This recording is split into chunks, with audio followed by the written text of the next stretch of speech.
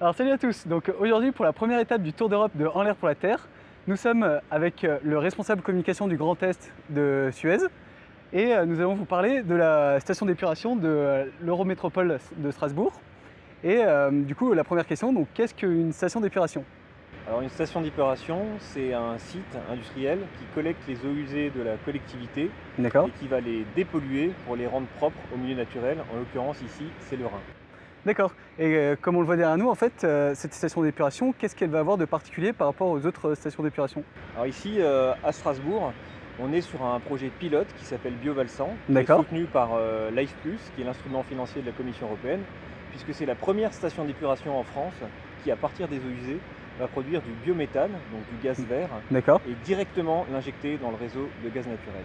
D'accord. Et est-ce que vous avez beaucoup de personnes qui viennent visiter cette nouvelle forme de station d'épuration et qui s'intéressent un peu à ce projet-là? Alors depuis le début du projet en 2012, on a reçu à peu près 700 personnes sur site. Ah, c'est énorme. C'est beaucoup. Ça veut dire que le projet il intéresse beaucoup de monde dans les collectivités en France. Et D'accord. on a vu à peu près 7000 personnes à l'occasion de salons, de congrès, parce qu'on présente le projet depuis 3 ans, 4 ans, un peu partout en France. D'accord. Et du coup, est-ce que c'est un projet qui est amené à se développer ailleurs aussi, enfin à faire des initiatives un peu plus sur ce biométhane, du coup, à créer du biométhane à partir des traitements des eaux usées? Alors ce projet en fait c'est l'incarnation d'une nouvelle philosophie pour les stations d'épuration.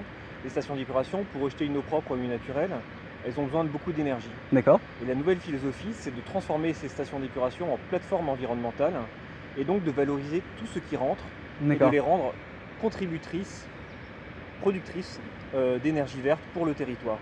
Et D'accord. effectivement, ce projet Biovalsan, il a semé beaucoup d'idées un peu partout en France, puisqu'il y a beaucoup de collectivités qui sont venues visiter le projet et qui ont commencé à réfléchir à faire pareil. D'accord. Grenoble vient de commencer. Grenoble, ah ouais, Voilà, au mois d'avril.